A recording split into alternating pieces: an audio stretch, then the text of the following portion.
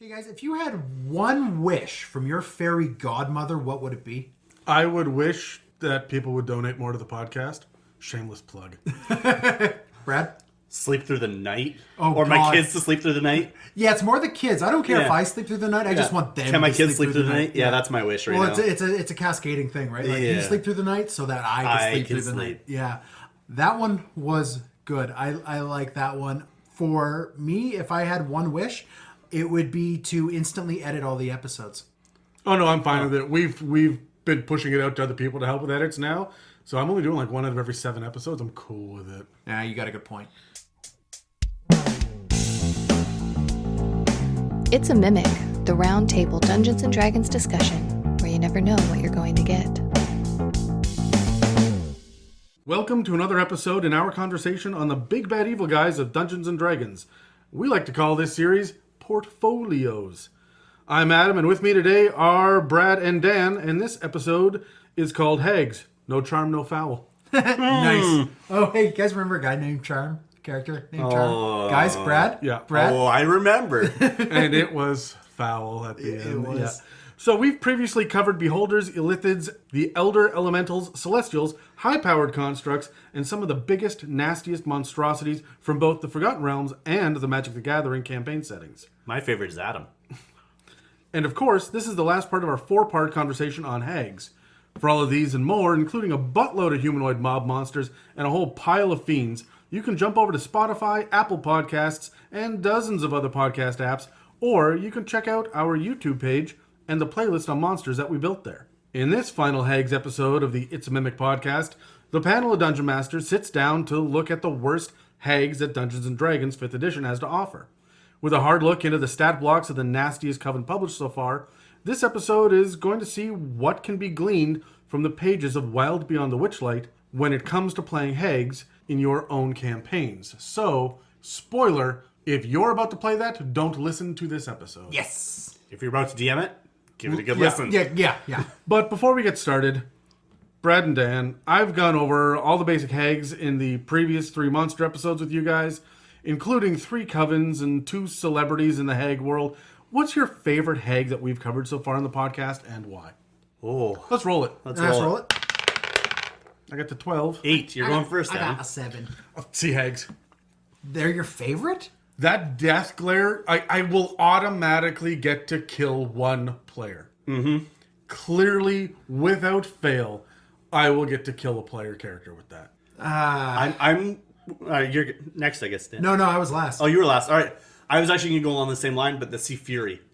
Yeah. I really like just the amped up, the combination of multiple Sea Hags to form a Fury. The whole lore behind that was cool.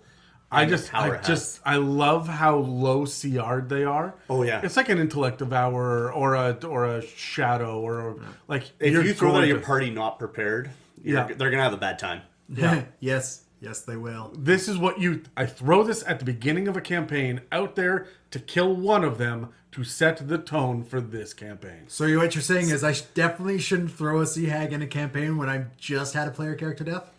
I would probably pull back from it, or at least give half hit points. Okay, we need to make this recording quick then, because I got to do some changes before tomorrow night. Oh, boy. Brad. So for me, it's the Anatag. I do love the big brute hidden in amongst a crowd of ogres that is just wreaking havoc and then going back to practice her trade at tanning children flesh. Like, there's just something so beautiful and horror about them that I really like and draws me to use them in my campaigns. How are things at home with the kids, Dan? They're great. Again, I'd like for them to sleep more. Go to sleep. Crushing hug.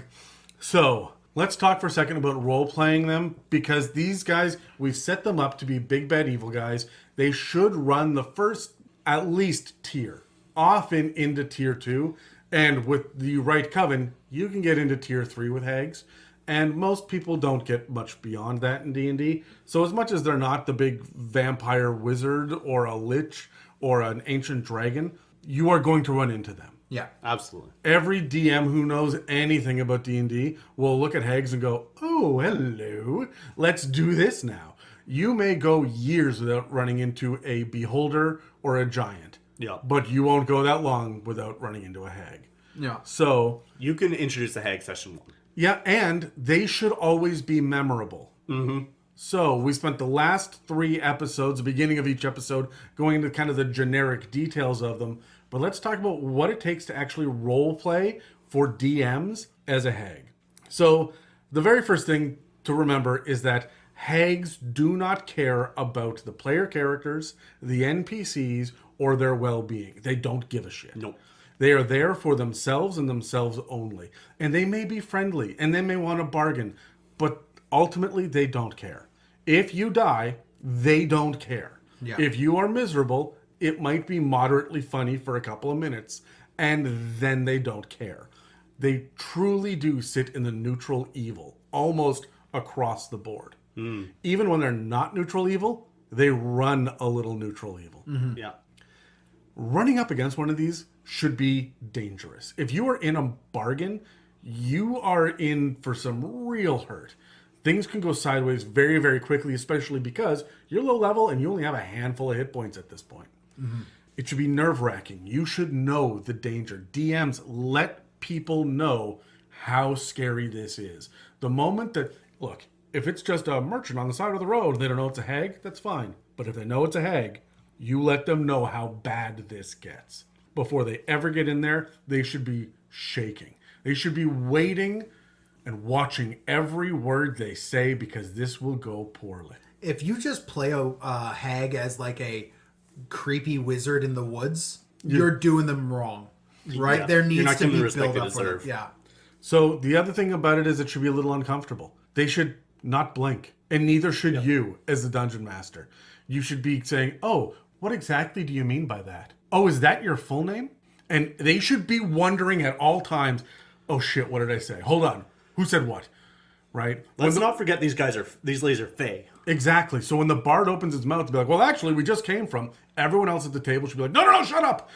Don't give her any information. Yeah. Yeah. And that's the thing. They're going to operate on like gathering information, gathering leverage almost to use against your players or NPCs at large to corrupt them. And their minions are going to get a lot of that information for them already before you even meet them. Before you even know they exist. They've got all sorts of spies out there. Yes. And half of them can see into your dreams. So you're not holding too much back in the first place. This is a bad time. Any DM worth their salt is going to be able to look at the party and just say, I already know that. The hag already grins and says, yeah, no, I know. When the bard says, oh, we just came from, and everyone says, shh, the hag should then finish that thought. Yeah. Let them know that they have been scryed upon. But when it comes to the direct interaction with them, remember, they're cranky old grandmothers, right? They know better than you. They're unyielding with their perspective. They're vocal with their unpopular opinions. And they're not concerned about setting any consequences. If then this.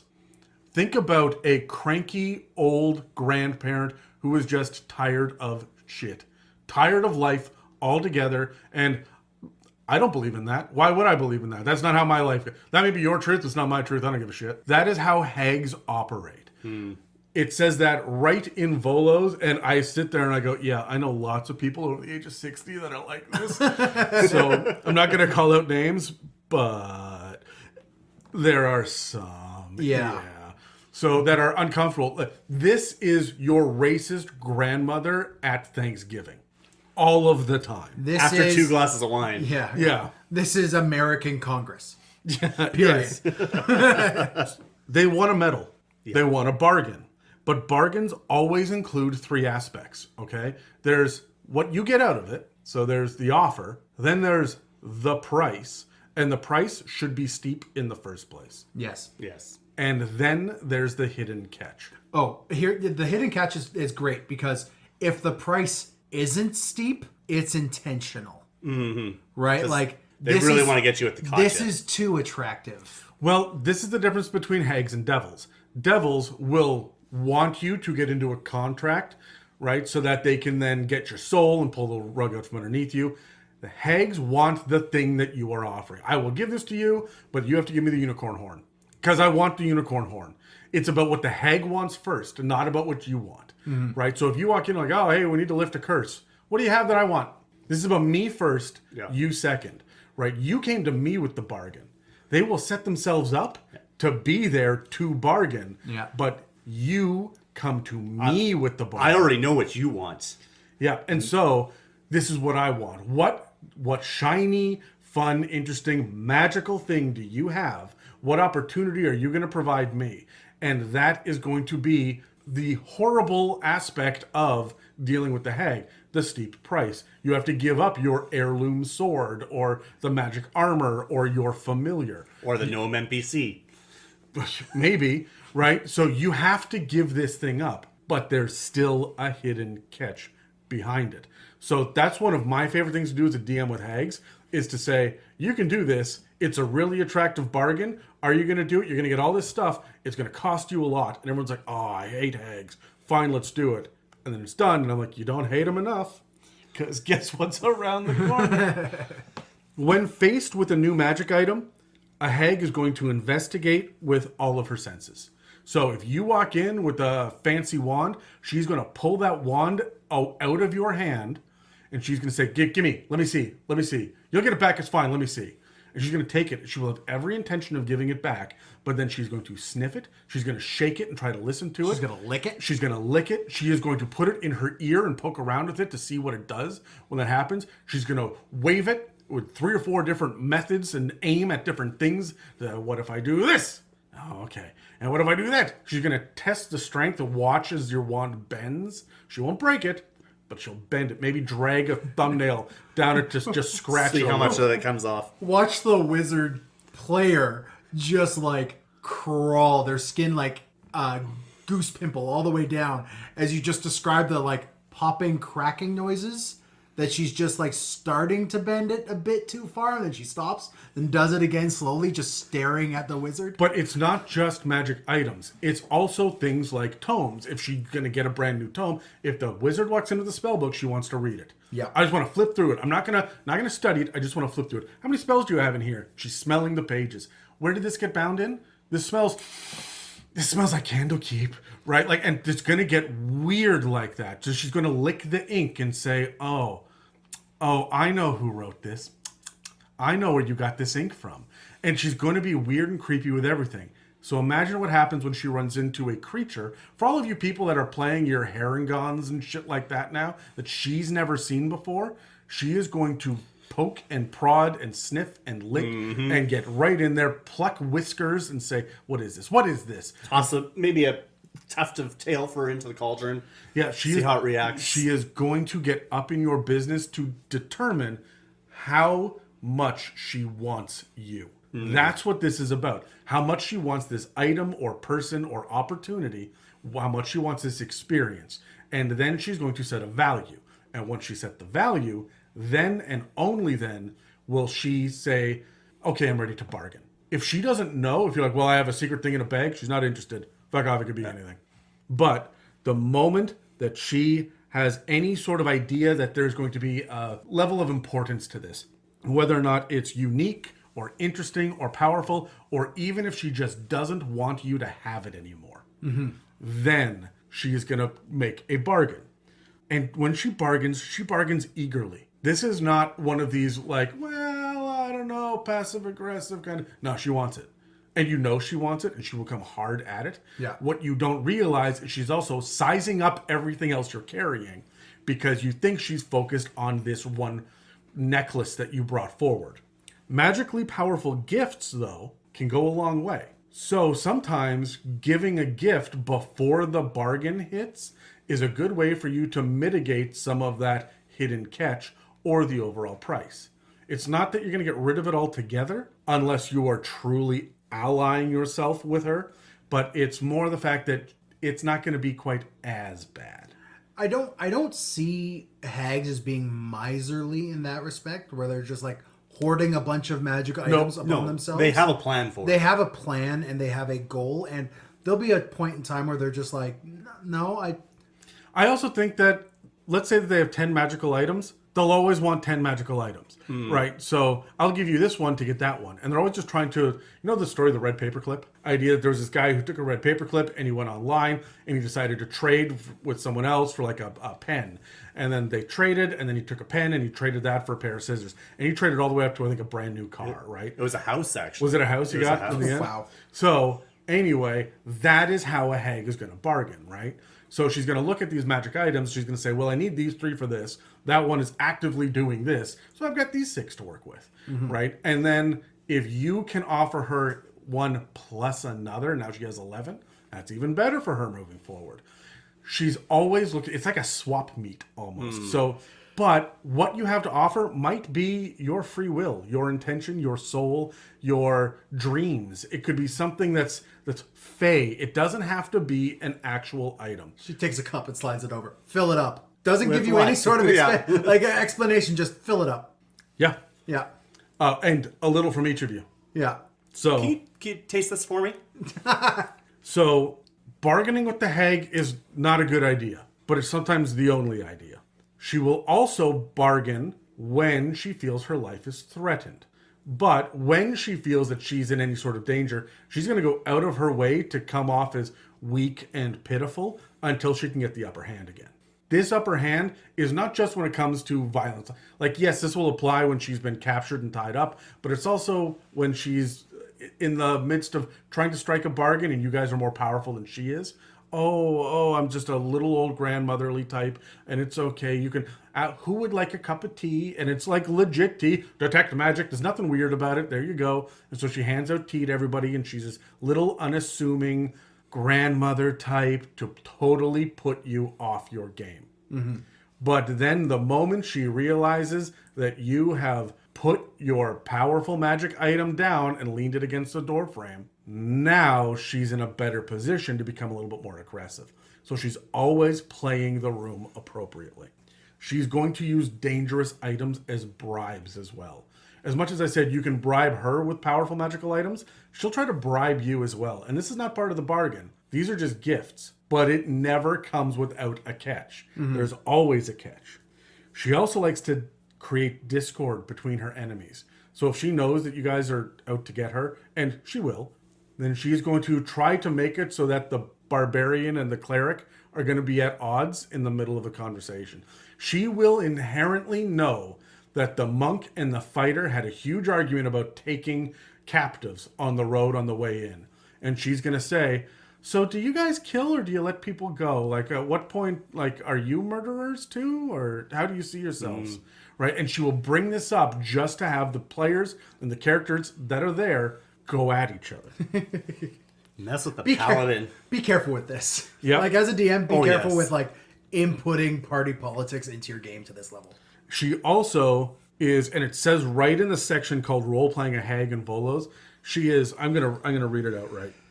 She might casually comment about how easily a visitor would fit in her cauldron, or make a blunt sexual comment about a guest. Don't just do this without putting some thought and weighing into it like ahead of time. Know with your session 0 what you can get away with, right? And also know I can make a blunt sexual comment that's PG. It doesn't have to be rated R. It can just be she looks you up and down and goes, nice. Right? And that could be all that it is. And you're like, oh, that's gross. I'm uncomfortable. Yeah.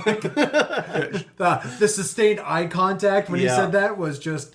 It was the lip smack for me. It was a lip smack for you. Yeah. So the thing about a hag is she is going to make everyone around the table uncomfortable. Make sure that you know what you're doing with the party. If you are playing online and don't have a read on the table's body language, don't go down this avenue. So when it comes to actual attacks, she will only attack when she has an advantage. She usually aims for people that are sleeping, people that are desperate, or children, because then she has the upper hand. They would much rather take passive approaches to damaging victims. That's just their MO. They want you to be cursed and to have your maximum hit points dropping slowly over time. Yeah. They want you to feel weaker and weaker and become more forgetful, not get that long rest that you so desperately need. They don't want to get into hand-to-hand combat. except maybe the Annis Hag. Oh, well, and the And the Verhag. Verhag. The And Verhag. the Verhag. So those are the two that are in Volos. But remember, as much as she may not want to, it's always on the table, and if you back her into a corner, she will hit and run, because she will come back with subtle ways of manipulating you in the future. Yeah. Yeah. So the other neat thing that Volos gives us actually is a bunch of tables about building the role-playing aspects of a hag. So we get personality traits, ideals, bonds, and flaws, just like you would with a character background. Do you guys want to grab dice and let's roll? And I will we'll build a hag for each of you. Let's build one for, I don't know, roll initiative. Let's see who's gonna go first. 19. 11. Go All ahead, right. Dan. Dan, give me a D8. A 6. I offer generous terms in my deals, but the cost for defaulting is exceedingly high. Cool. Give me a D6. 4. Your ideal is independence. I neither require nor want a coven. I will not be someone's equal. Cool. Give me another D8 for your bond. A 2. I am involved in a centuries-long feud with a rival of similar power and status. Gee, I wonder why I like independence. And Couldn't D6 imagine. for your flaw. A 3. I have an allergy to a creature such as cats or ravens, or a substance such as apples or blood that is important to my work. Oh, cool. Fill this up. Put the cap on when you're done. Brad, All right. give me a D8 for personality trait. That's a 1. That's a swan. A 1. That was a 7. I have made subtle insults into an art form. Ooh, I like that. Give me a D6 for your ideal. Another 1. Change. I will metamorphose into every kind of hag and live a century as each, becoming something even greater in the end. Cool. That would be fantastic. Another D8. 6. My daughter was taken from me, and I want to find her and train her. Oh. And D6 for the flaw. Another 1. I am too eager for gossip. Oh, yeah, that's fitting for a hag. Yep. Yep. So you guys can see how like there are 2 D6s and 2 D8 tables in Volos to build a hag if you're trying to do something unique. And then, of course, there's a table for hag names. We've gone over that in a previous episode already. So they really do have a build your own hag in here, and it can be applied to any one of the hags, the 6 different hag types that are out there. Cool. However, we got the Witchlight, Yes. Wild Beyond the Witchlight. and that comes with a very specific coven of hags that aren't actual hags that are broken down. They're not a night hag or a ver hag or anything else. They're their own unique individuals. Each comes with a whole bunch of power, a whole bunch of abilities, and they all live in a small subdomain of the Feywild. But did you know that each one of them comes with a curse? Huh. Not. It says very early in the book that you can choose to have your player characters have something that they've lost. This could be an item or a sense of something like they no longer have a sense of smell or a sense of childlike wonder. These are the lost things that the hags will take when they are children. So they either got COVID or grew up. So Ouch, Brad. Too dark? Oh, you're old? There goes your wonder. so You still have yours? No. So there are specific curses that come with each one of these things. When you lose one of these items, you get a specific curse. For Bavlorna, you can't light non-magical fires until you get your object back. Huh. For Skabatha, you can't tie or untie non-magical rope until you get your lost item back. Just untie yourself. But I can't.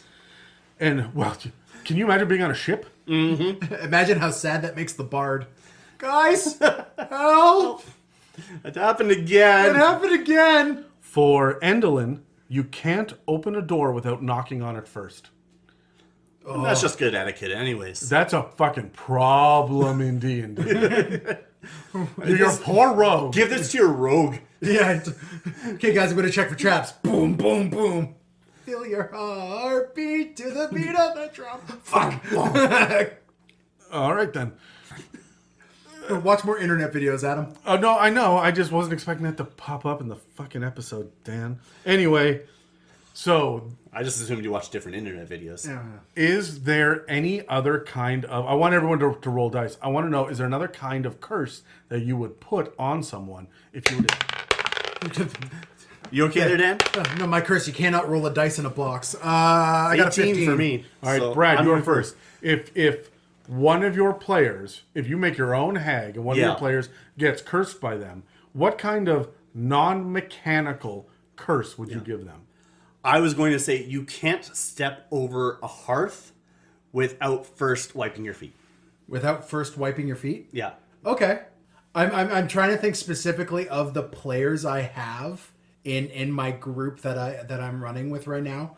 And I'll go with Jared. Dragonborn Paladin.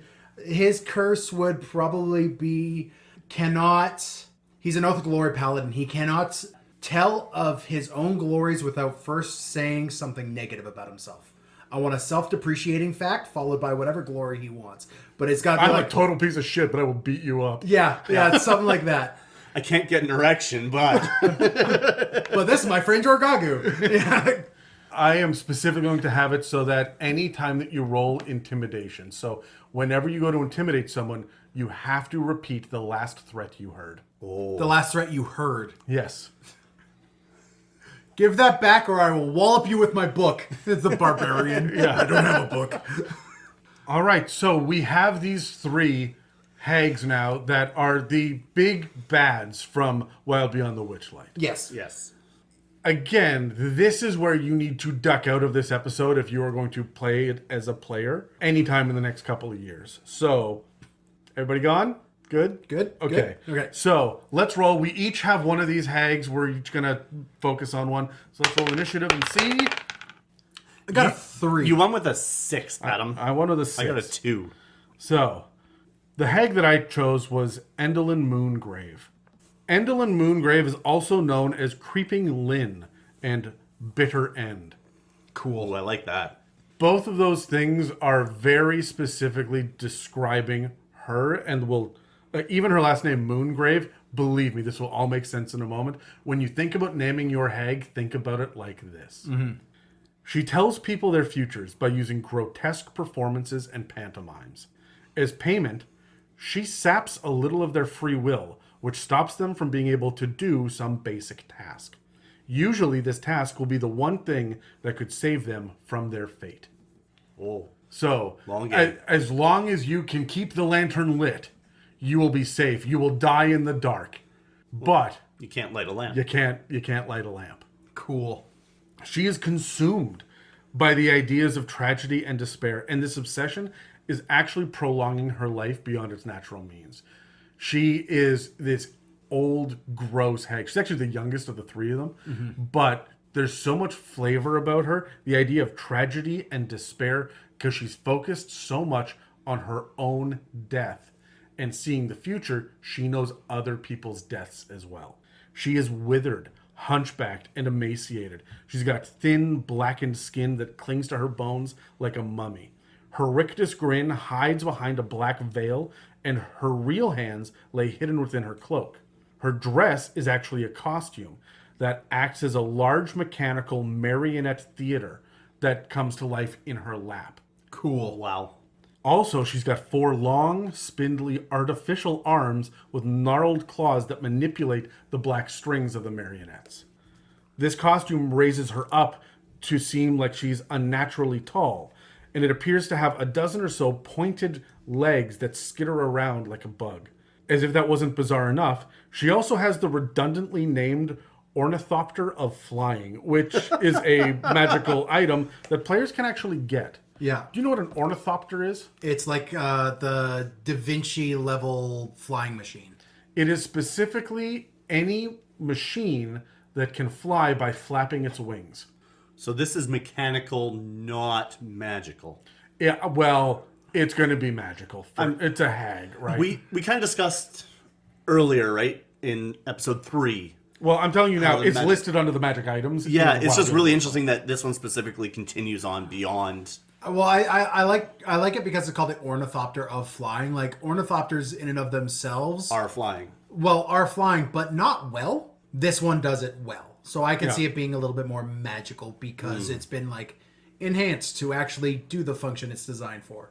So, like I said before, she's the youngest of the sisters, and she has a complicated relationship with them. They don't particularly get along, and they often steal from each other, and she's pissed about it. She is not going to help the others. Okay. At any point. Nope. She completely fears eclipses because she knows that she's going to die during a solar eclipse, which is why her last name is Moongrave. Cool. I like that. This is also why she's obsessed with tragedy. If she's killed when it's not an eclipse, her body is going to eventually reform, and it's built right into her mechanical stats. She lives in Yon, which is a place with no moon. But she believes that this doesn't necessarily save her from eclipses.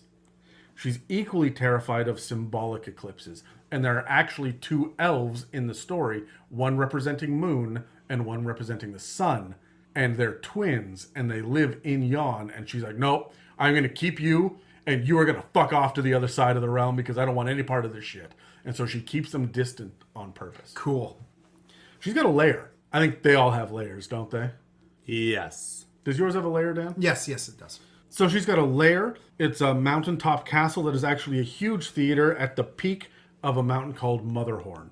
She's got copper lightning rods all over her region that catch lightning and power her theater. This electricity also powers her orrery of tragedy, which is a massive machine in the basement of her castle that gives her glimpses of her own demise. Cool. She's obsessed with this. So she's always looking to conscript new actors for her theater.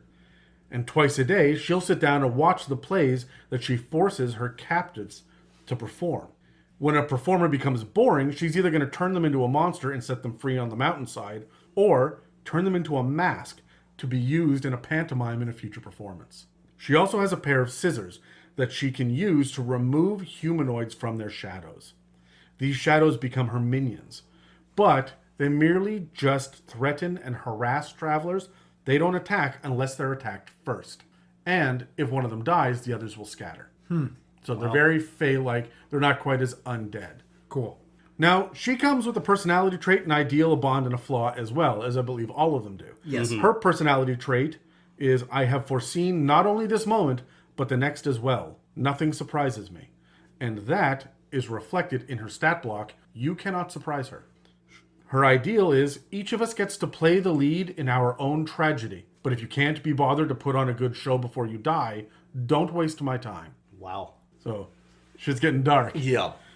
Her bond is, my world is the stage, and my theater is of paramount importance to me. Cool. So she actually wants to keep she's not out for murder and mayhem. She wants to watch the tragedies unfold. And her flaw is, my death will occur during an eclipse. That is my doom, and I can't change it. But I will do everything in my power to forestall it. Is she weakened by like an eclipse in her realm or whatever that is? There's no moon. There's no moon. She can't be eclipsed. Or there is no eclipse. So she won't leave her realm because there may be an actual literal solar eclipse, but there's also these 2 elves, and if you can do some sort of symbolic eclipse in front of her, you may be able to kill her. So let's get into the nitty gritties. She's a CR6 medium fey creature. She's neutral evil. Her AC is 17, and her hit points are 12d8 plus 60, which is pretty hefty for a CR6.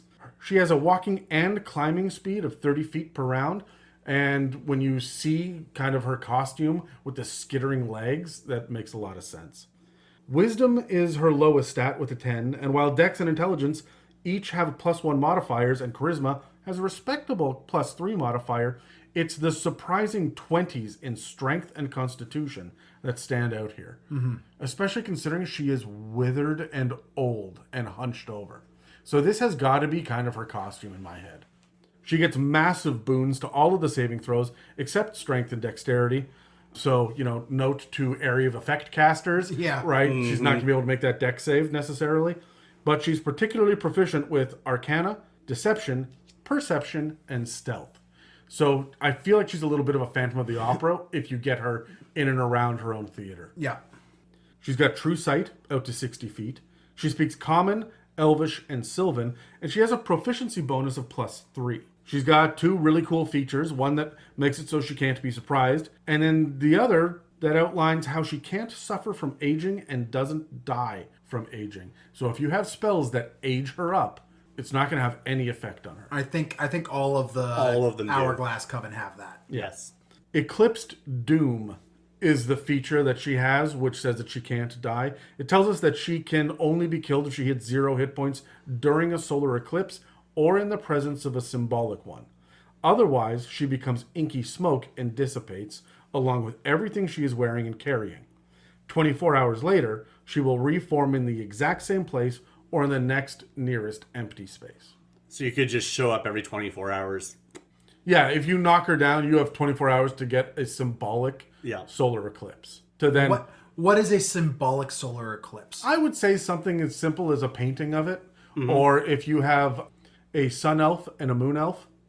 Yeah, okay. Right. Well, you talked about the elves named Sun and Moon. Should you be able to get them together and one in front of the other? I'm sure that's a part of this campaign. I'm sure. Yeah.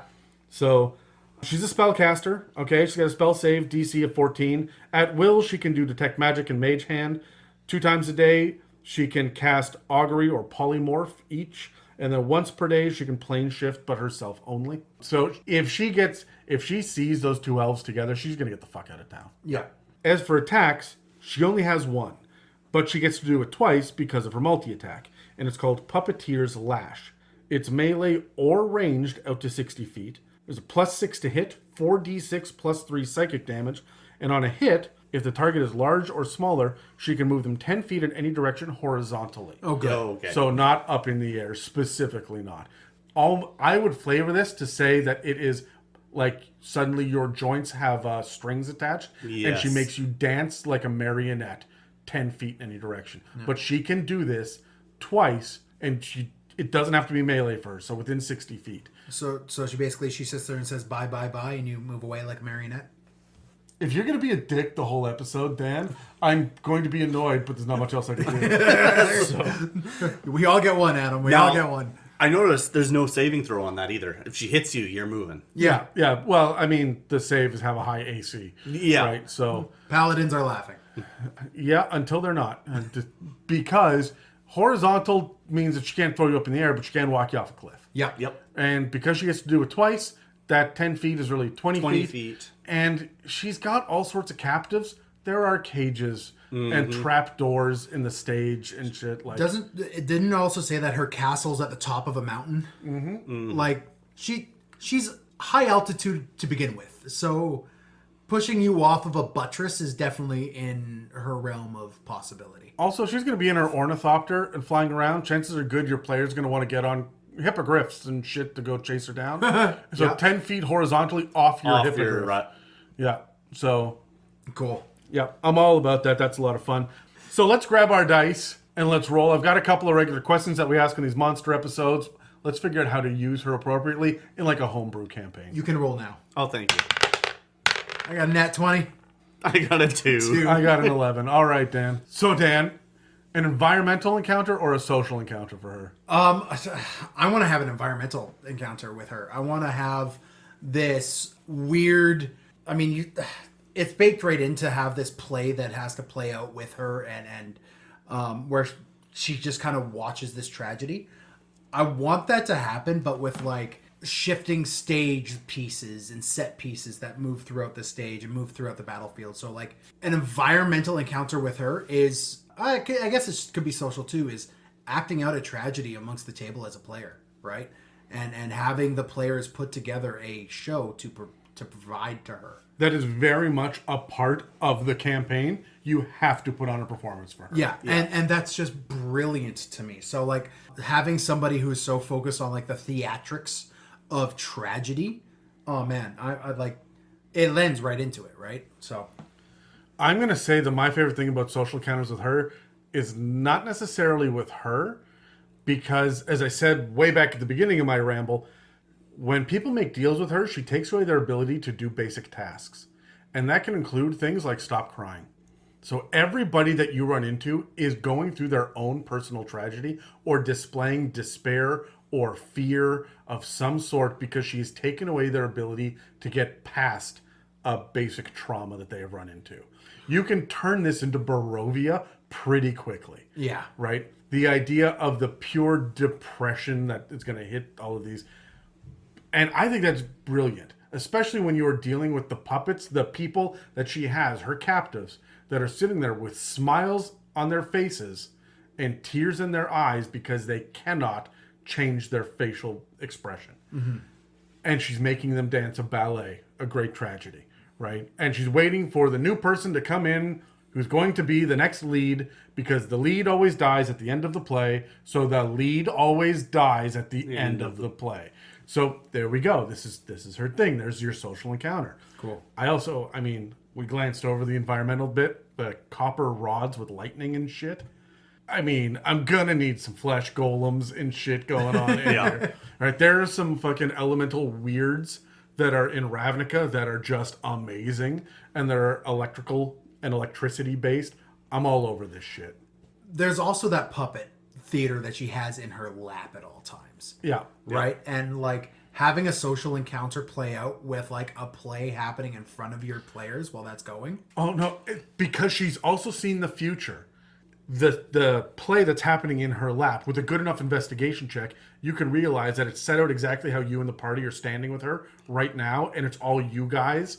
All the little figures are of you, and every time someone moves, so does a little creature. But it moves like a fraction before the person actually moves. Yeah, so it's calling the shots ahead of time. Yeah. That would be so unnerving. Yeah, I wanted to lean into that little marionette stage on her lap and the pulling of the strings. And I'm kind of imagining that she could probably have some sort of effect where you feel like there's some strings that's being attached to you as you're speaking with her. And it might not be there, but it's in your mind that...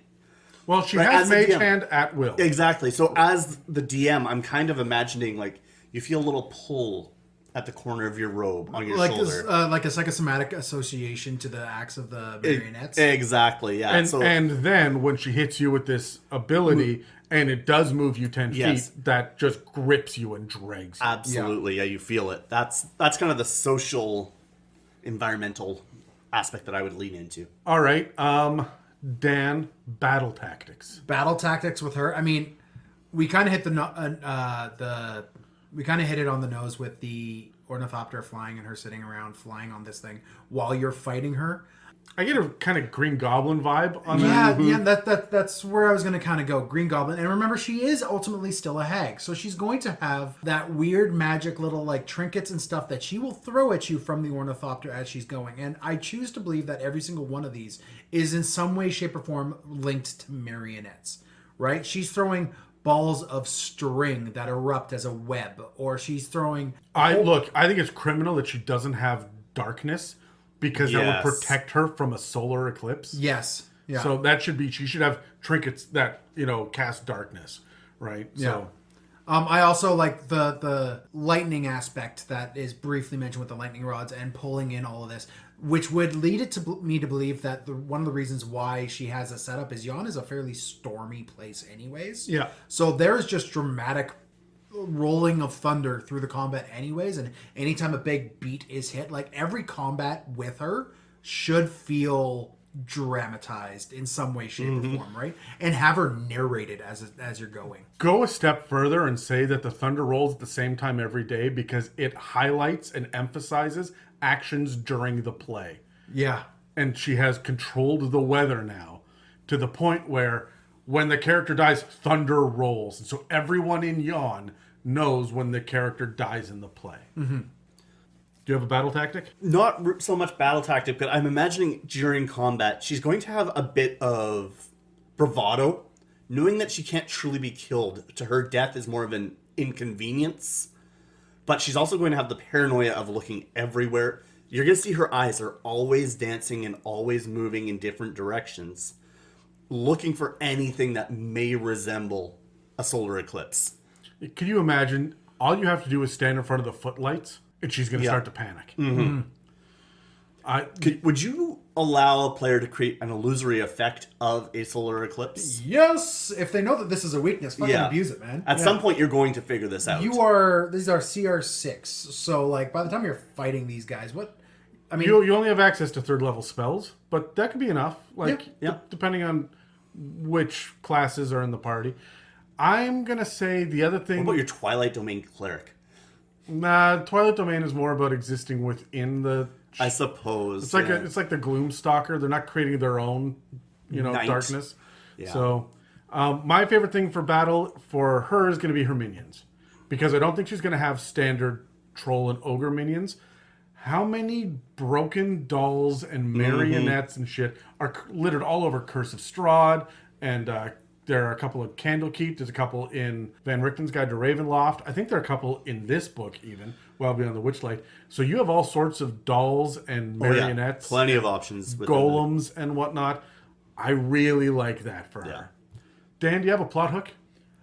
For her, outside of what we get in Wild Beyond the Witchlight, I love the idea, like, pull this character out of this space, put her in, not even Barovia, just a traveling carnival. I know it's beyond Wild Beyond the Witchlight, but as the puppet master that comes and entertains the kids that comes to town, but add that creepy aspect to it, and she's always looking for volunteers for her play. She's always, even in the village, and she especially likes the children or the people who are down on their luck. So she's like coming in, hiring the children for their first gig, or the local homeless person to come and actually make a few coin by just go and be the tree in that corner. But then she's working those plays into such a way that she's adding that tragedy to it. And of course she's going to add the party to it, right? And when homeless people are getting taken away, when the children are getting taken away by her, as a traditional hag would have,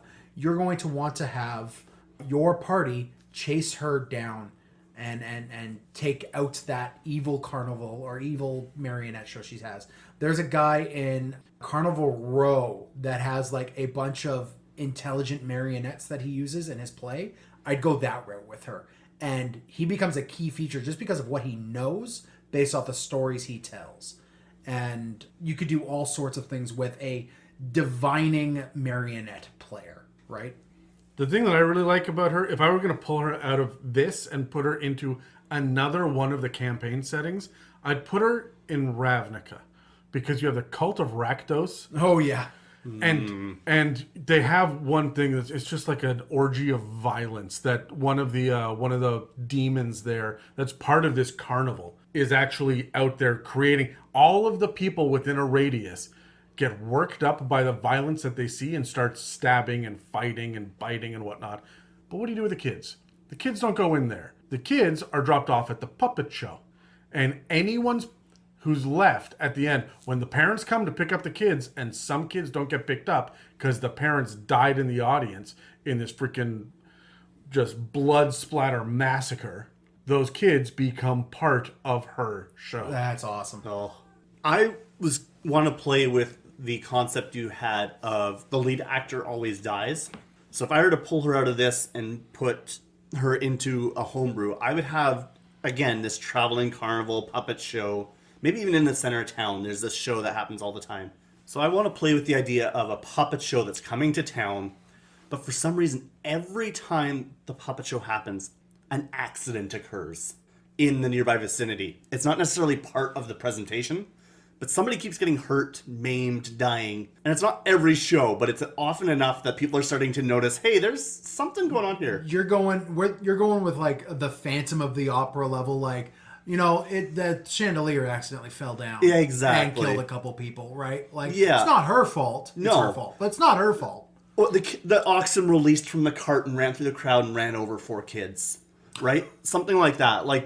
But these things just keep happening, and it's weird. And no one can pin it to the carnival itself because it's obviously not part of the show. Accidents. They're freak accidents, Yeah. but it's weird that it keeps happening. Hold on, subvert it a little bit. The actual play, the real foretold production that she has seen the future Yes. of, is the thing that's happening behind the scenes. And it is all of the workers in the background that are, this one is destined to die. Whoever is going to be in charge of the lights on stage left is going to be crushed to death. It doesn't matter what the performance on the stage is, but she needs a performance. And it's all of the captives in the background that are pulling the ropes and getting those sandbags to drop the different Cool. points. I was also thinking, actually, that triggered my mind. Right, we've talked about the numbers and the importance of numbers within the Feywild. So, and with Hags specifically. So every 3 shows after this play happens, that's when that person seems to die, and it seems to be consistent. But no one's quite putting the pieces together until somebody comes up to the party and says, hey, I've noticed this. It's weird. I can't prove anything. Can you but take a look at it? something's going on. Yeah. I also love the idea that all of the sound effects are done by just a choir of Kenku. Hello everyone, it's Megan. I finally get to do a commercial spot all by myself.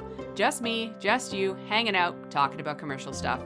Now, Dan and Adam came to me a few days ago and politely asked me if I would record a little blurb about liking and subscribing and leaving reviews on iTunes. And I graciously and humbly agreed because of the kind-hearted and warm person that I am. So here I am asking you to like and subscribe. And let's be real, it took both of them a lot of courage to come and ask me this question because they knew they had to do so with kindness. So please, come along, leave your reviews, comment, tell your friends, buy some merch, however you want to help support the podcast. We love the time we get to spend with you. But don't forget to support some of the others associated with the podcast as well. All their accounts are on Instagram. You can find our logo artist, Katie, at Clementine Art Portraits. The music guy, Tyler, good guy, could use more love at Melodics Music. You can even find Peps at Pepperina_SparkleGem, or even myself on Instagram at Omegart, 0MEGGART. And of course, you can always go onto the It's a Mimic and harass Adam and Dan there. So remember to take a few minutes for every episode you listen to and boost up those metrics with likes, comments, follows, and subscriptions. And if you have a business, online store, or passion project that you'd like us to show the world, reach out to info@itsamimic.com to buy some ad space here on the podcast. Let's work together to build this community up. All right, who is next? I think it was me, yeah. Yes, it was. So with me, I have Granny Skabatha Nightshade. Is she a granny? She is a granny. That is what she's better known as, is Granny Nightshade. She is the oldest of the Hourglass Coven and is a twisted, forgetful, immortal toy maker. And she's actually part toy herself. Adam, you were mentioning like having all these marionettes and stuff around her. Skabatha literally has something like that with tin soldiers that she's created that are then employed and follow her will at, without hesitation. This is why I love this book. Yeah. This is giving me Fables vibes. Very much so, yeah. She resembles a twisted, horrible, life-size nanny with a tulle-filled gown with petticoats, a bonnet, and every lacy frill you can imagine. Her face is heavily painted, although the texture of her skin, it says, is like bark with like little wood mites and stuff climbing through it. That's delicious. Yeah, but her skin is painted with a white base and rosy cheeks with big red mascara and face paint. She looks kind of clownish but twisted underneath. More like a geisha than a clown, maybe? Yeah. She also has a large, and this is probably one of the most notable of things, bosom. Key sticking out of Keister. her back. Like, no, a key, not a key. Fuck, Brad. She's got one of those big, like, charging keys that you would, like, rotate to get a little toy. wind-up toy. A wind-up toy. From got like one of 100 those. years ago. Yeah, she's got one of those sticking out of her back, and it says it's just as hard to remove that as one of her limbs. So it can be done. yeah. That key, though, can give you a view into her personality. If it is rotating, she is happy. If it speeds up, she's getting happier. If it slows down, she's getting angrier. If it stops, she's furious, and she will swear by her pretty floral bonnet to end you. Okay. Cool. How hard would you make that for the players to pick up on? I think your bard would pick up on it pretty quick. I wouldn't even do that. I would just describe it over and over and over again Yeah. until Until put the that players shit put it together. Yeah, and like have it, you say a thing to her and it speeds up a little bit. Or you say a thing that is probably distasteful and it slows down, right? Mm-hmm. Now, she doesn't ride a broom or vacuum like many other witches and hags. Instead, her mount of choice is a flying rocket horse, wide-eyed and as corrupted a toy as its rider. Rocket horse? Rocking horse. Rocking horse. Okay. Did I I was say picturing rocket horse? you You sure said did. I rocket was picturing horse. something way cooler. No, this fuck is just a rocking horse that's heavily painted and flies through the air. And again, it's one of those items that you as a player could eventually get and ride, right? It's not dependent on her power to manifest, okay? Now, Skabatha likes to make deals with those that are filled with regret, and you can often find her in her home, in her lair, that is the Loom Lurch on the Fey demi-plane of Thither, which is in Prismere, right? It's part of the Prismere scope here. Loom Lurch is a swamp-made toy shop, theater, and prison. She is, like most hags, a massive loner, but she has several small creatures that will serve her. A handful of boggles, redcaps, and the animated tin soldiers I mentioned earlier answer her every beck and call. However, she has also befriended a small green dragon wormling named Cradlefall that has an affinity for teleporting between small painted jack-in-the-boxes, popping out, stealing things, and then teleporting to another one. That sounds annoying, and also Cradlefall sounds very, very devious and upsetting. Yes. Right? I'm pretty sure this Rockabye baby, right? Yeah, well, Rocket Bye Baby, according to Dan. Yeah. So, Speaking of Bye Babies, she does have some captives. There are several lost children that are bound to Loom Lurch, stolen from the Carnival of Witchlight. However, these kids do not age and are relatively safe and healthy under Granny Nightshade's care, but they are forever bound to her will and whimsy. Any that leave will disappear. huh.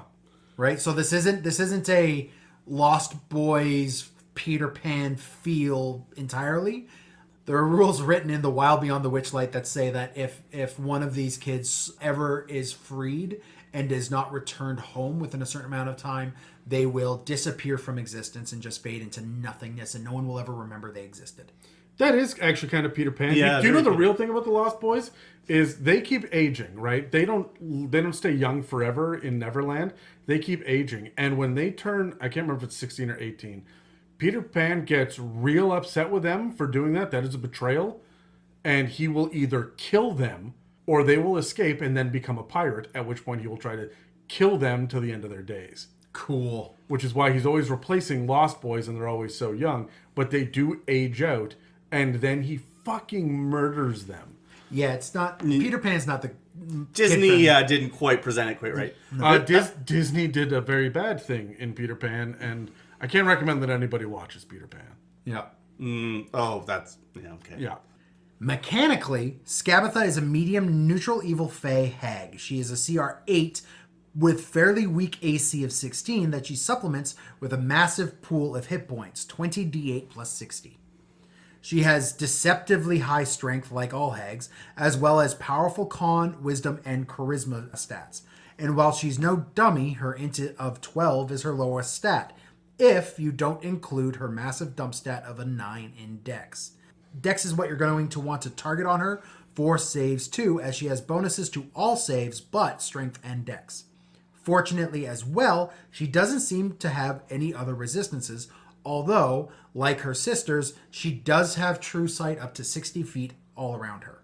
Like other hags, she is immortal, but she is doubly immune to aging itself. She's kind of forever 79, and no effect or spell can change that. As for actions, she can make 2 claw attacks with a multi-attack. Each has a plus 7 to hit, with a 66 plus 4 poison damage to each claw. She also has a handful of spells outside of her coven spells that she can cast a few times a day. She can, at will, detect magic, druidcraft, and speak with animals. A couple times a day, she could polymorph, remove curse. There we go. Finally. Yeah, and speak with plants. Finally, once a day, she could cast Awaken and Plane Shift. If you can speak with plants and speak with dead, and you cast them at the same time, can you talk to furniture? I don't know. Did an Anishag make it? Call back. Go back to episode 3. That's not cool. Could you imagine her talking to a rocking horse though? I 100% I think assume she does. Now, Now, whether or not it talks back. Yeah, but the idea that it talks back. I have a feeling with a lot of the druidic feel she has, she's got this druid craft, she's got speak with plants, speak with animals and speak with plants. I have a feeling a lot of she coaxes the wood that she uses in her creations. Yeah, she does. And I think that's part of it, and especially with spells like Awaken. I 100% think she talks to things, because she awakens them, right? Awaken that wood. Exactly. Also, as a bonus action, and by the way, this is my favorite thing about her, she can shrink herself to 4 to 8 inches tall. That's average. Yeah. Or back again to normal size. probably with a little blue pill. When she is this size, her damage done from her claws changes to 1d4, and she has advantage on stealth and disadvantage on strength-related nonsense. Otherwise, all of her stats will stay the same, and she can do this whenever she wants. Just at will. At well, will, I guess bonus as action. a bonus but- action, right? As for role-playing tips, Witchlight gives us the traits, ideals, bonds, and flaws. For traits, she chooses to appear as a kindly old grandma when dealing with outsiders. Her ideals tell her that children are better off working for her rather than developing bad habits. And as a bond, she may hate her sisters, but she firmly believes that they are all stronger together. Finally, she is forgetful as a flaw, but also mechanically. The first creature that Skabatha sees every day after a long rest is invisible to her, including her true sight, and she forgets even seeing that character at all. This lasts until she takes another long rest. She cannot perceive the first creature she sees at the beginning of a day for that entire day in any way. Does she know that? I would say no. Do her sisters know that? Probably. They've probably used it to their own advantage. They have also probably, like, these are hags. They got to one up on each other, right? Mm-hmm. I can totally picture one of the other ones having a creature like a pet that can spy on her, that is going to sleep in her lap every night. So when she wakes up, she then sees the cat or whatever, Yeah. chicken, whatever it is, forgets that it exists, and then it spies on her for the rest of the day. Yeah. I think because she surrounds herself with all of these red caps and boggles and various other little creations of hers, whatever that first creature is that is spying on her would have to get out of there pretty quick as soon as that's done, or at least get into a hiding spot just to continue spying. Or it'd be innocuous enough that they wouldn't care that it's there or notice. Or be one of these boggles or red caps or something that's in her employ normally. Like it says she has 6 boggles that are in her employ. Let's make it 7. Right? Yeah. So that's everything we have on Skabatha. All right, so grab dice. I got questions. You got a 5. 14. 1. All right, Daniel. Environment or social? What kind of encounter really speaks to you in this? I'm going Wizard of Oz 2 level weird toy shop nonsense. Right? Environmental. I'm doing a hunt through a toy land of some sort, like trying to solve several clockwork puzzles and gizmos that are running some massive toy that she's created, or her house in the Loom Lurch is all based around this weird clockwork and magical nonsense. I would have an environmental encounter just to like find her or some MacGuffin in her power that is involving this, right? Like I'm having doors closed. I'm having little tunes play that your characters have to mimic out and play back. You have to play games with her, right? And that's a test. She doesn't want to fight you. She's not here to fight you. She presents herself as a kindly grandma. So she's gonna, and like it says kindly, she's there to help, right? She's not here for the fight. You get through her like gauntlet of toy bullshit, she's gonna give you whatever you want. You've proved yourselves, right? I mean, there's probably gonna be a catch, and she's gonna catch you in it in the end of the day because she's still a hag. But she's here to help you. I think that for her, she knows you're coming because all the hags always do. Yep.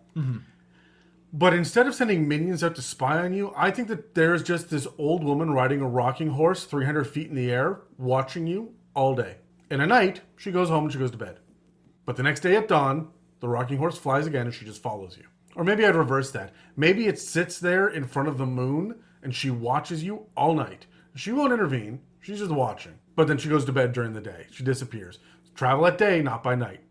Right? I really like the idea of the flying hags that are watching all of the time, but have her actively partaking, and especially if you have an artificer. Oh, yes. Yes. Yeah, I mean, if you want an artificer to be part of this encounter, no matter what you do.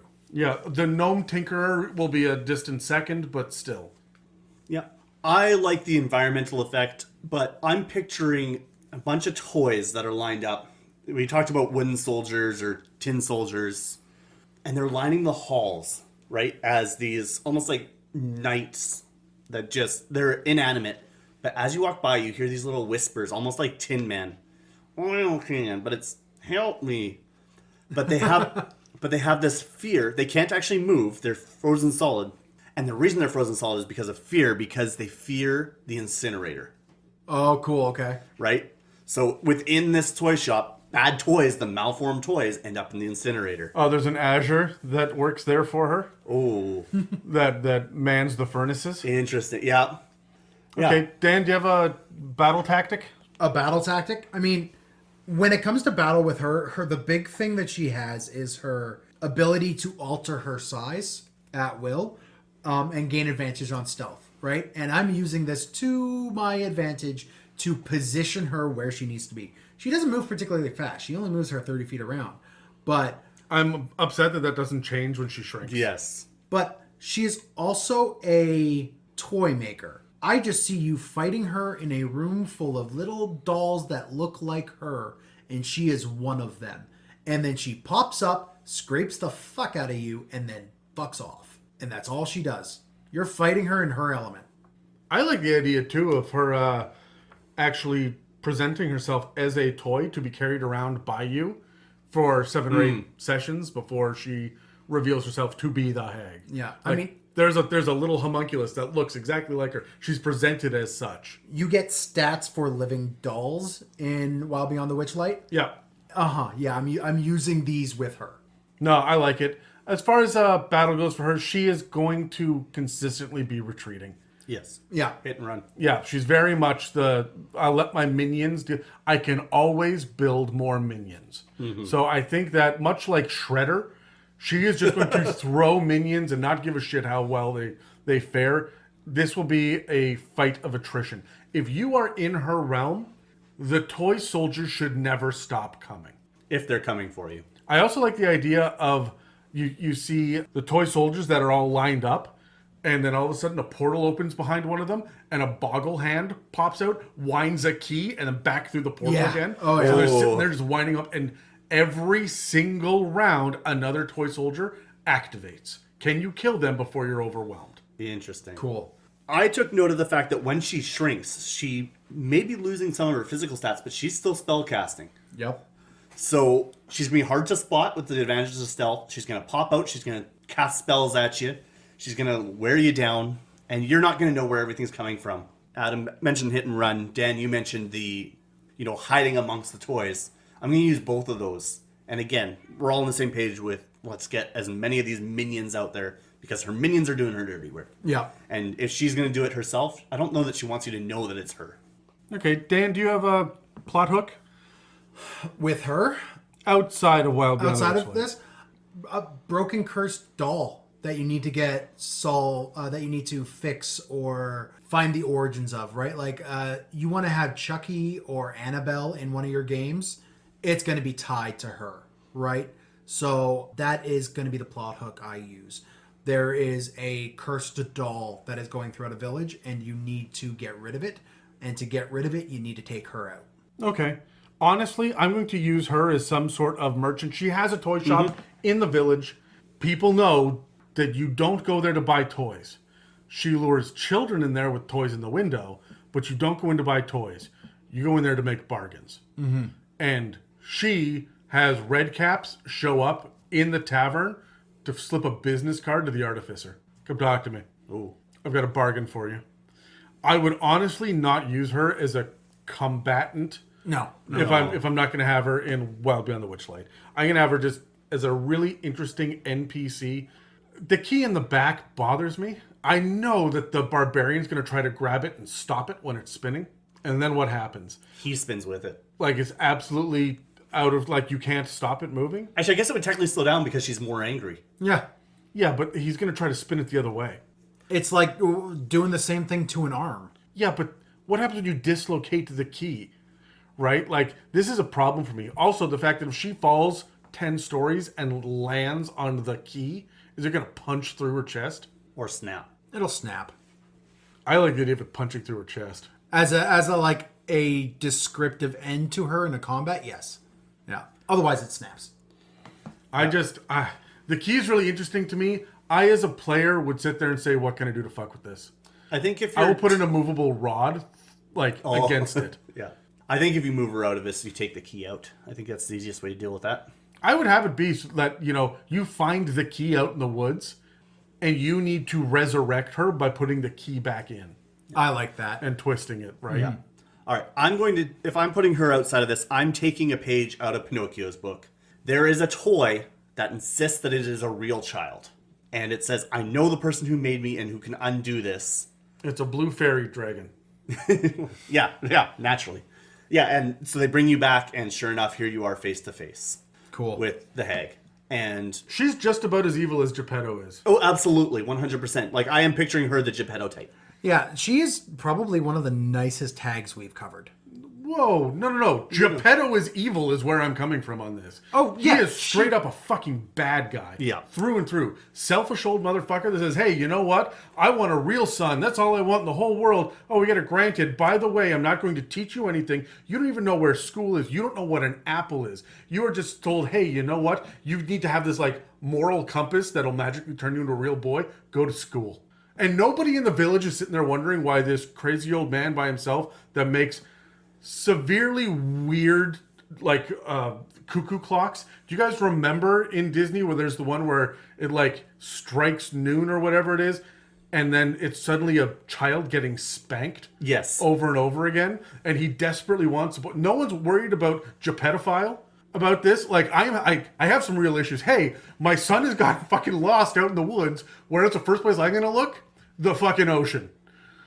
What is that shit about? Geppetto is at best negligent and at worst fucking evil. So I have regrets. No, I'm with you. But Geppetto kind of seems bumbling.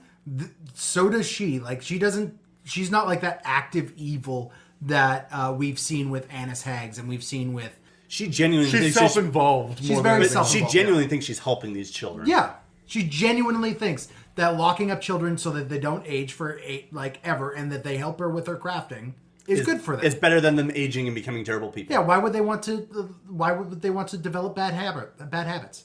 And go out to school with all kids are dicks, but you're not allowed to lie? What the fuck? He should Pinocchio needed a fucking crash course in life. Before Geppetto was like, get the fuck out, I'm busy now. All I ever wanted was a real boy. Fuck it, no, I don't care anymore. Okay, this is one of those things where you desperately want the item and you buy it and you get home and you're like, why did I buy this shit again? Right? Except you created a fucking thing with a soul. This is just... Well, if you want to chime in on this or talk to us about other types of severely evil good guys in Disney movies, you could reach out to us at our Instagram, Facebook, and at r/It's a Mimic on Reddit. You can also reach out to us at our email at info@itsamimic.com, where you can ask some mailbag questions, which we will have on our mailbag episodes. All right, Brad, take us home. All right, so I have the final hag of the trio of the coven, Bavlorna Blightstraw, also known as Slackjawed Lorna. She's the middle daughter. You okay there, Dan? Cletus, the slackjawed yokel. Slackjawed is always going to be ruined now because of The Simpsons. Yeah. That's fair. Bavlorna is the middle daughter of Baba Yaga, which I don't think we mentioned. Oh, all three of these are daughters of Baba Yaga. Yes. Official daughters of Baba Yaga. Official daughters of Baba Yaga, yeah.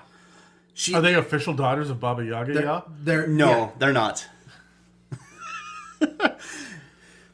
Call me out for being a fucking dick in the episode, and you goddamn right I will. Every fucking time. I get to be a dick. You don't get to be a dick. Just me and Geppetto being dicks over here. Fuck you, Dan. Did you say beating dicks? No, I did not. each other's. That's what I heard. Lie to me, Pinocchio. That's a lie. Oh, Family Guy ruined that forever.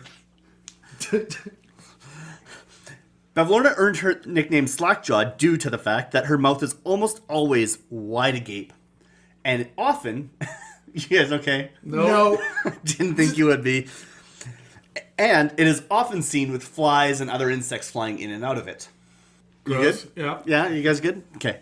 Her face is described as being toad-like, and her open mouth allows her to swallow small creatures whole.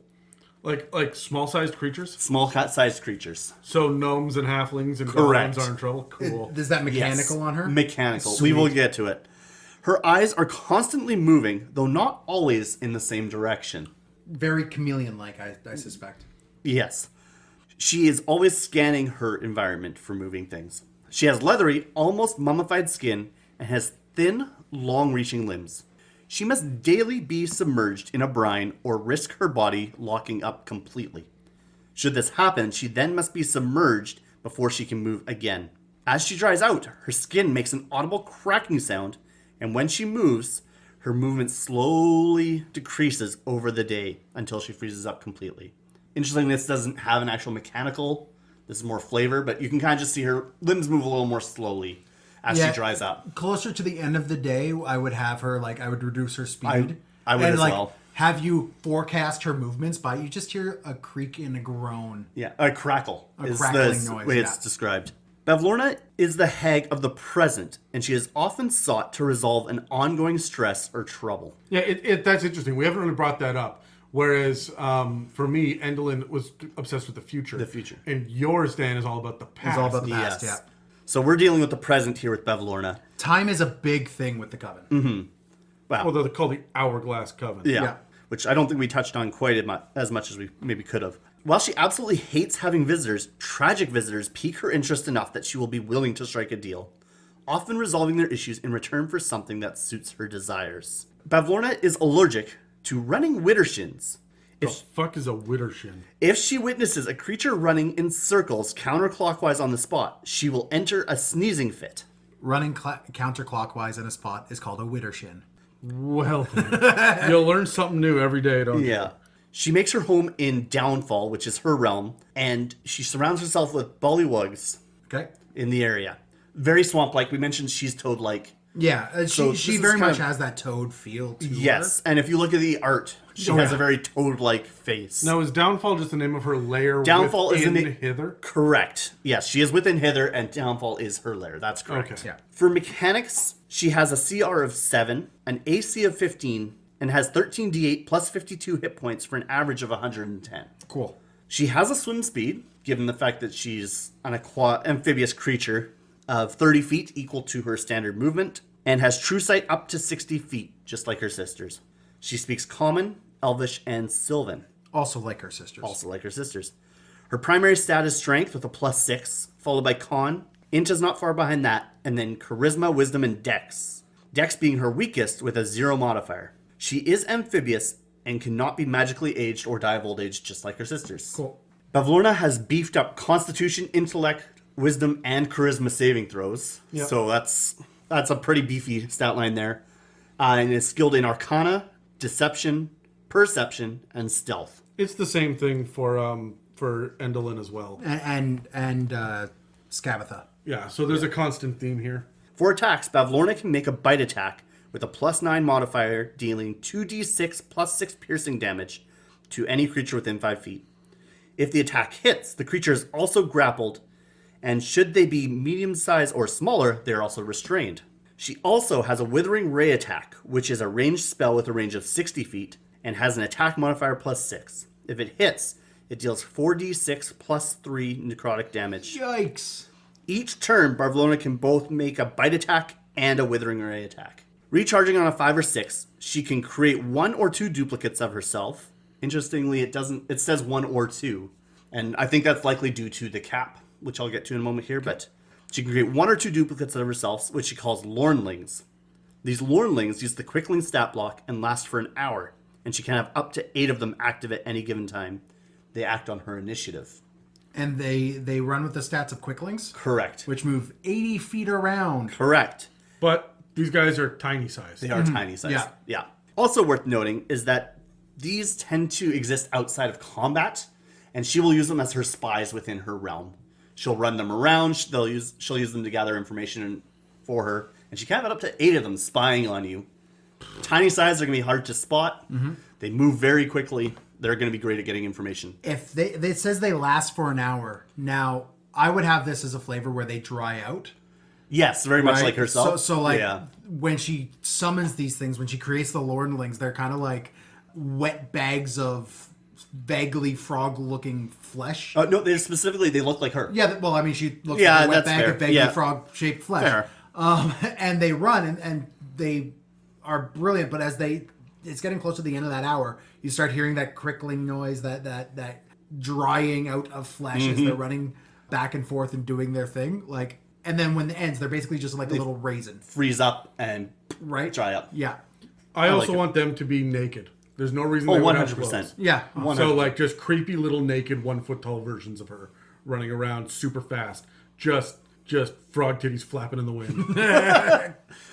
You're gonna see these things before you see her. So, You're gonna hear them before you see them too. And then eventually crickle crackle. snap, crackle, pop. Yeah. Being a hag, Bavlorna is also a spellcaster and has the ability at will to detect magic.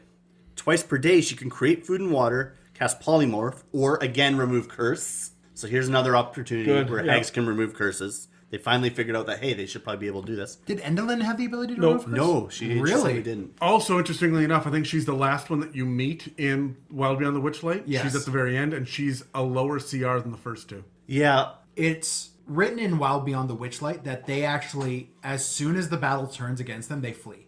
Yeah. Right? If it's going to even start coming to blows, they flee, and often to each other. So you never see... It's like the Three Little Pigs. Yeah, it very much is. And then at the end of all three, they then go to the very last place that we'll talk about in a minute. But like, it's... They may be low CR, but you're fighting them as a group often. So the other thing once a day she can do is plane shift. Now lastly, as a bonus action, Bavlorna can swallow a small or smaller creature that she is grappling. They are then blinded and restrained and cannot be attacked from the outside. Each turn they will take 3d6 acid damage. She can also swallow her own Lornlings, gaining all of their memories when their HP hits 0. So I talked about them acting as spies. This is how she gains that information from them. They don't That's actually communicate fucking to her. weird. Can you just picture her like walking up and seeing one of the dried ones on the ground? Yeah. And in the middle of talking, she just reaches down, picks it up, pops it in her mouth. Right, it's already at 0 hit points, so she just instantly goes, oh, okay. So there are only 2 ways to escape being swallowed by Bavlorna. One is obviously when she dies, you will emerge prone 5 feet from her. Alternatively, Which end? out of the mouth, the one that you were swallowed out of, I would presume. I think that's a safe bet. I hope. The alternative, as I mentioned earlier, is she is allergic to running widdershins. So should you do that in front of her, she will have a sneezing fit and spit out whatever is in her mouth or has been swallowed by her. Interestingly, there's not a freaking mechanic for doing enough damage from inside, No, yeah, there's nothing. which is standard for Yeah, swallows. which is why I made a point of. That said, you can technically attack from inside, but you're blinded, so you're gonna have disadvantage. So if she goes down to 0 hit points, because you can still do the damage from the inside. But Yeah, but she's going to be doing more damage than you are. oh, absolutely. But basically, yeah, you're not. You can try and contribute, but odds are you're not going to be very helpful from that point. Just like pressing your face against the thing. Run in a circle. Yeah, assuming that you know that this is her weakness. Yes, it's true.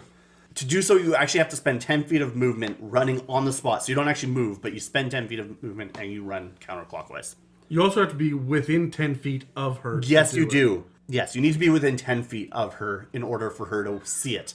I guess she's nearsighted. That says she still has Or at standard least vision. for it to trigger the allergic Yeah. reaction, right? Yeah, you could run in circles 15 feet away. It's not quite so bad. I get stuffy, but I'm not going to Stop sneeze. it. Yeah. Just stop. Do that any closer, we're going to have a problem. Yeah. As part of the allergies as well, she is unable to cast spells until the end of her next turn if this happens. Oh man, if your party finds out that this is a trait of hers, you just have the monk or the rogue. Yes. Just at the start of every one of their turns, zip in a circle and then attack her. Yep, absolutely. She also, like her sisters, has a mount. Now, her mount is a magical lily pad that is 10 feet in diameter and can carry up to 300 pounds. And this lily pad can basically float like a boat. It can move on land or it can fly. Yeah. It won't do underwater, but it'll do the surface of it. And by fly, it's actually like lifted up on tendrils of like seaweed. Yeah, it's almost like it's walking on like Yeah. long tendril legs. And it needs spoken directions in order to be driven. effectively. Stupid, go left. I choose to believe that Skabatha at one point awakened one of these things and like just made it so it just hates the direction. So she goes, turn left, and this thing turns right. And why is everything a Three Stooges fucking episode for you, Dan? Because I enjoy the whimsy of life, Adam. Do you? Because every time I see him, I'm like, hey, Dan, how's it going? It's been a day, let me tell you. I am also a construction worker. So, let's grab dice and let's go over the questions again. Oh, I can't hit that board, apparently. It's a 19 for Adam. 5 for me.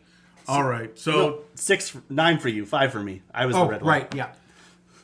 So, I'm sitting here thinking, I mean, clearly environmental is your near swamp. Yes. Like, everything should be amphibious. You have bullywugs for a reason. Play with that. Remember, that makes everything more dangerous. If you're by water, your players are in danger.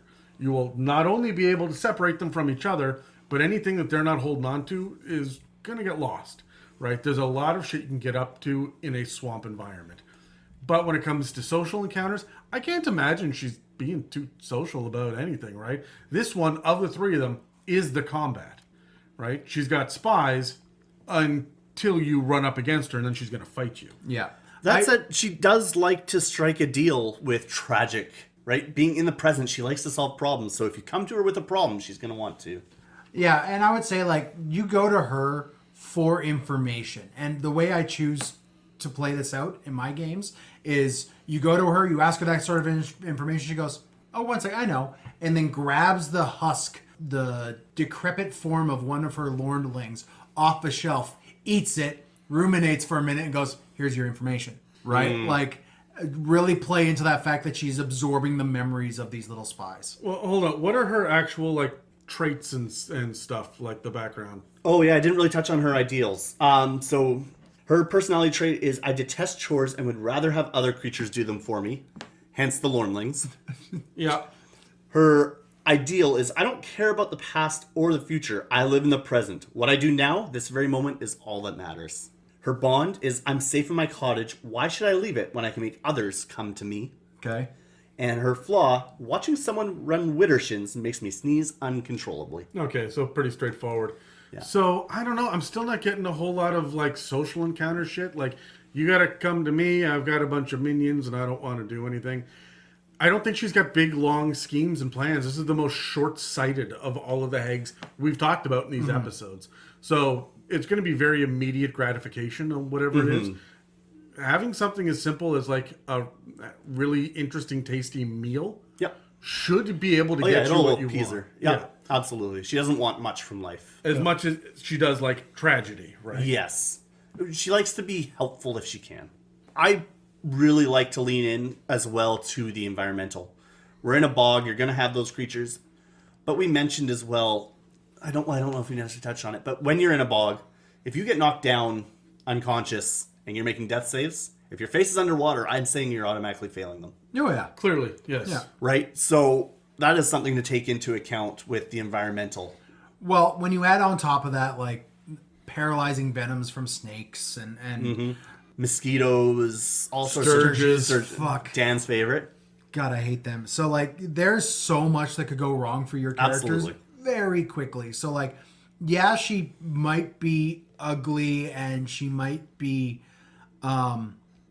she's not exactly, so, like, she doesn't pack a big punch really anywhere in her mechanics, but she's just durable and will last the battle. I don't know, man. She's got that withering ray. The withering withering ray nothing to is gonna sneeze be- at. yeah. And she gets to make that and the bite attack per turn. Right? And the fact that she can swallow the small creature whole. Yeah. Like, there's a lot. If you got Dan... I'm going to... Rude. I'm going to, like, swallow the gnome bard. And Which is then- being played by Dan. Which is being played by Dan. The gnome bard might enjoy it. But, like, he's getting swallowed. And then, you know, sitting there and just withering raying a thing while you're like, no, don't come this way. Right? Like, just trying to talk with her mouth full. Like, there's so much... Like, there's some pretty cool things you could do with her in that respect. But for me, she's... A lot of these guys, like, I know you got to fight them by the end of this, but I just want to use them as social encounters more than anything else. Like, each of them has such great... Well, Wild Beyond the Witchlight is built so that you don't have to fight anybody Yes. the entire thing if you don't want to. Yeah. So, the thing that I want to point out here as far as battle tactics goes is she's going to swallow someone whole, then she's going to get up on this bobbing lily pad, and she's going to go 20 feet up in the air so that your Widdershins is not going to be affected. You cannot get within 10 feet of her. And then she's just going to sit there and digest with the withering ray. That is how I'm going to get the instant kill. Will she absorb the memories of anyone she eats? No, it specifically says only her Lornlings. I might change that. I'm changing that. Yeah, in my own campaign, I may change that. And because she is so obsessed with the tragedies of people's lives, I like that is a motivating factor to her. Like at the end of the day, she just wants to eat to understand the tragedies of that person's life. Yeah. But not the past, because she's really about the present. She's about dealing with the issue at hand. Yeah. What is causing you stress or anxiety right now? She's basically a therapist. That's a very strange way of looking at it. Combat. Again, we talked about these hags all seeming to kind of have a hit and run mentality, right? Yeah. They're going to do what they can to, mitigate the situation, but as soon as they're at a disadvantage, they're getting out of there. And I would kind of pull from the green hag playbook a little bit with her being able to disappear into the water. Yeah. She has a green hag feel to her already. She is not a green hag. But that's something I would probably pull and use. Like, as soon as she's in the water, she can just disappear without a trace. Mm-hmm. I would want to give her that ability, at least within her own domain. Yeah, I see her as... you hit the nail on the head there with Green Hag. I think she is a Green Hag, is kind of the base she's based off of. But what I see from her is all of the Lornlings, she could have up to 8 of these things at a time. And yeah, they use the Quickling stats. But Quicklings aren't really pushovers, right? No, they're decent. She is going to be using action economy in her favor in this regard, right? There's 4 players, well, you're outnumbered 2-1, right? And you've got the hag to deal with. And the bullywugs. Don't forget about the bullywugs. And the giant frogs. And the lizards, right? Like, there's so much you could do with her combat-wise. Okay, when it comes to plot hooks, though, I'm going to lean into this whole... See, I don't think she's a therapist. You keep bringing it up. Oh, that was a joke. No, but yeah. Like, she's obsessed with tragedy, but really, she doesn't want unannounced visitors, right? She doesn't want people to come by. She wants to be left alone. If you've got an issue, you come to me. Fuck you, I'm doing my own thing. And I'm getting pampered by all my minions because I don't want to do anything myself. So I feel like she's more hedonism bot than anything else. Until someone shows up, and she doesn't want to deal with them until they have the tale of woe. Yes. Right? And at that point, the misery will pique her interest, and she'll solve it. But I think she solves it as, like, and the hidden catch is, however she helps you solve it, there's a worse tragedy around. It's going to cause more misery, absolutely. Right? And that's got to be how I come at this with her. So there's going to be, like, my plot hook is all of the villagers nearby or whatever. They're all dealing with this personal, like, hi, how are you today? Terrible. Oh my God. And, like, there's always this tale of it. It was bad. My brother was dying before, and he's better now, thank God. But my wife and son are dying now, and that's real bad. And man. And then they got better, but our crops all died, and so and it's going to be consistently. She's going to replace whatever your past tragedy is with a present tragedy that's even worse. And I think that's how she's going to play it. And so everyone around is going to have this tale of woe. But I would also have this all be curses. Mm-hmm. So that if you go kill her, all of the tragedies, everything that she's made now stops. Yeah. Right. For me, if I'm pulling her out of Wild Beyond the Witchlight and putting her in a campaign, she is a queen of bullywugs. That is what she is, right? Yeah, she's a hag, but like she has got all that great amphibious feel to her. So I'm just using her as a queen of bullywugs. I'm using her as a queen of grungs. I'm using her as some sort of like royalty for them, and I might take away some of the like personality. I wouldn't traits. do grung.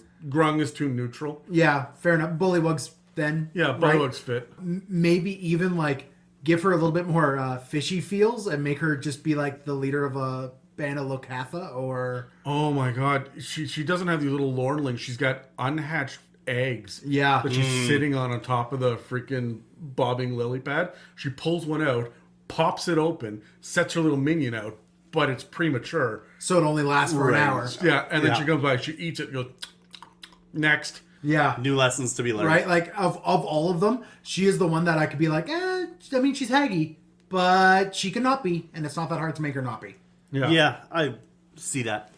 I'm picturing, if you're pulling her out of the setting, she is going to be the hermit in the woods that people know that if they have a really pressing issue, they can go to her. Mm-hmm. And she always fixes it. But it's never quite satisfying your problem will be dealt with, but you don't walk out of there feeling good, right? There's just something weird about it. She never does anything to you directly, but for some reason, every time someone has an interaction with her, they just... It's like when you finally get out of that $200,000 worth of debt, and you declare bankruptcy, so it goes away, but fuck. Life's I still got not 10 good. years of this shit to deal with. Yeah, exactly. Like, everything, the cost is just... You're not uplifted, but the problem is technically resolved. Yeah. Do you guys have any final thoughts before we wrap up?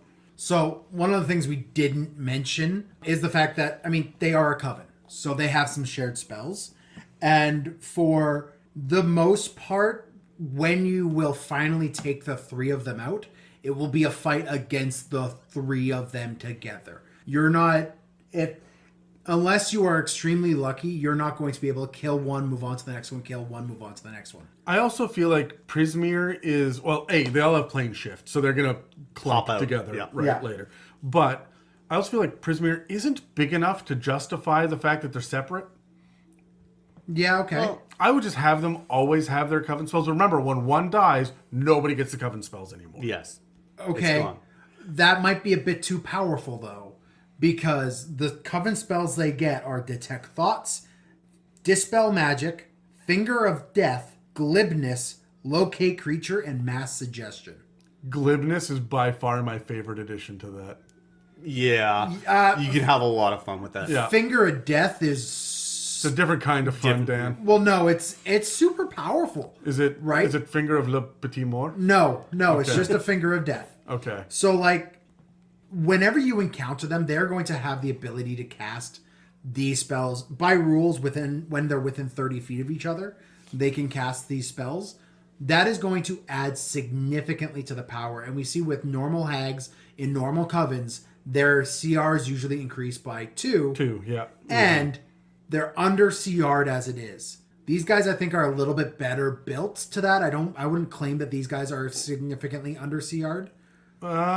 Maybe a little. I don't Depends know. on how well you play the environment. Yeah, Yeah, depends on how smart you play them. That's always the case, standard of course, with but- monsters, yeah. Right? So the one thing I would mention is, again, DMs. As we've said with every single one of these Hags episodes, be very cautious of how you're going to use these coven spells because it's under CR'd. Finger of Death in and of itself is... Once per You day. are going to... This is going to be a CR 13 encounter if you're fighting the 3 of them. Yeah. You got to remember all those spells are once per day, and that's shared amongst them.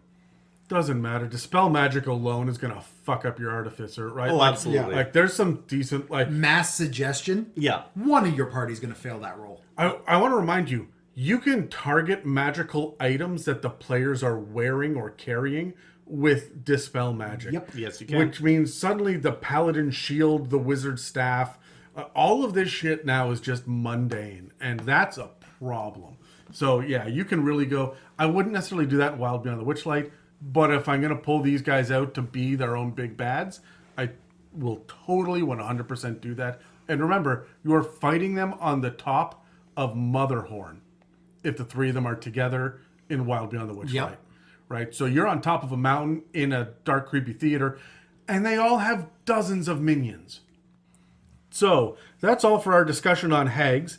Next time we circle back to monsters, we're going to break it up and focus on some of the prettier and more palatable creatures in Dungeons & Dragons, which is good, because I'm a little tired of the ugly, warty, wrinkly kind of monsters. You know, we're going to sit down and we're going to do some fine dining and reason conversation with fucking trolls. Fuck, oh hell. Okay, you know what? We're going to make that a Dave and Megan problem. Anyway, make sure that you subscribe or follow and check back regularly to see what inspirations and insights we'll have for you in the future. Next week, we'll be sitting down to go over some of the downtime activities that you and your party might partake in between adventures. Thanks for listening to another episode of the It's a Mimic podcast. If you'd like to support us, we have a donate button on our website at www.itsamimic.com, as well as a store for some awesome merch. We also rely on word of mouth to get the news of the podcast out there to the community, so please pass the word to everyone you know that we're available on iTunes, Spotify, and YouTube, as well as most podcast apps. Thanks again for listening to It's a Mimic, where you never know what you're going to get.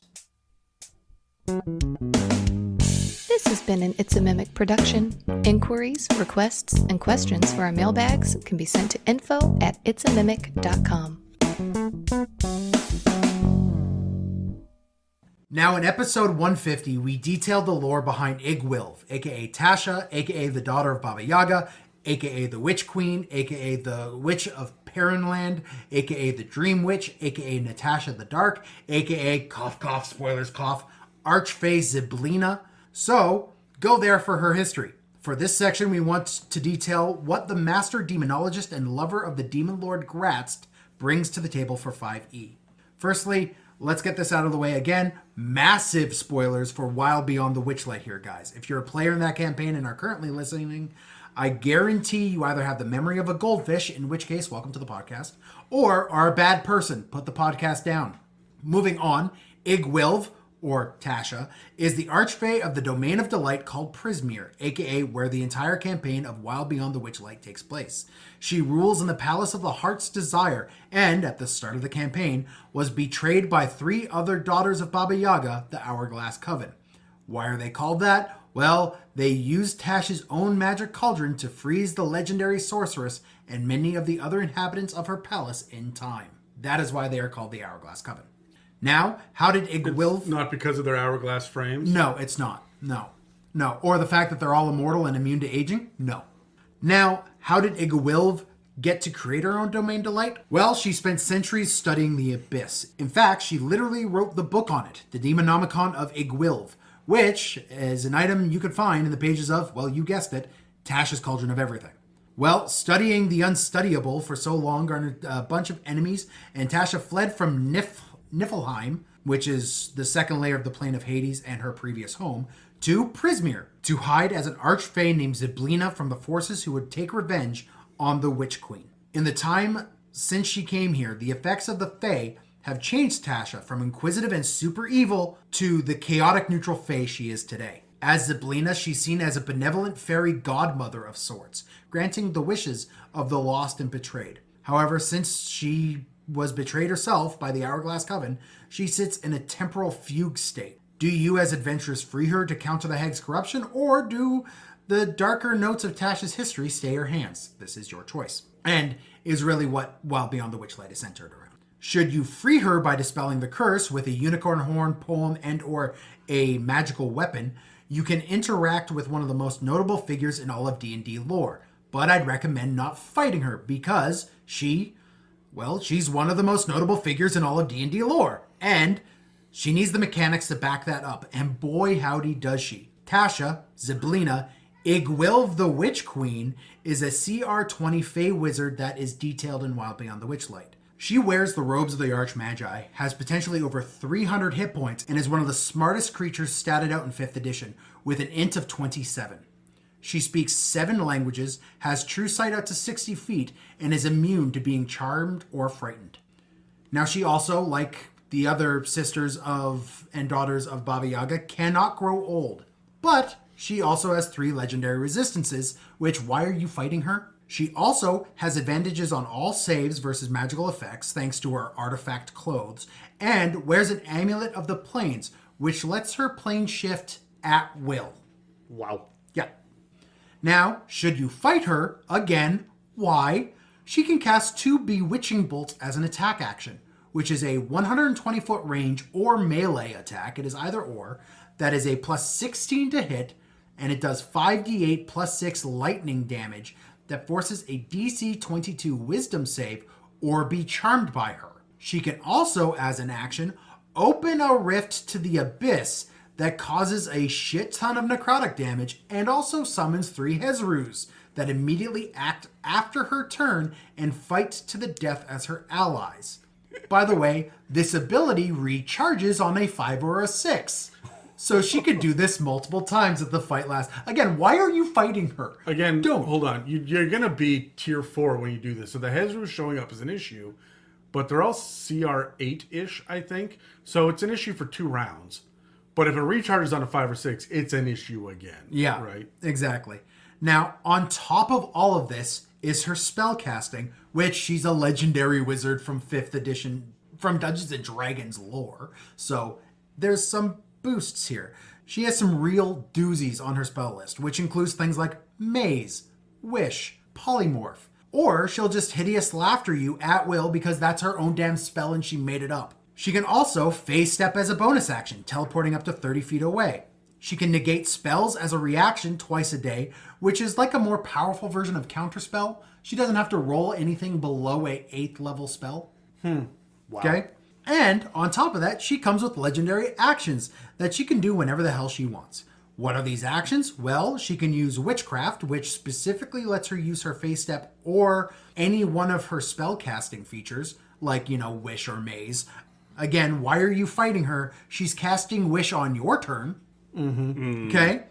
She can also use her Forbidden Dark Speech to force a creature to make a DC 22 Wisdom save and take some psychic damage and be afraid of her for 1 minute.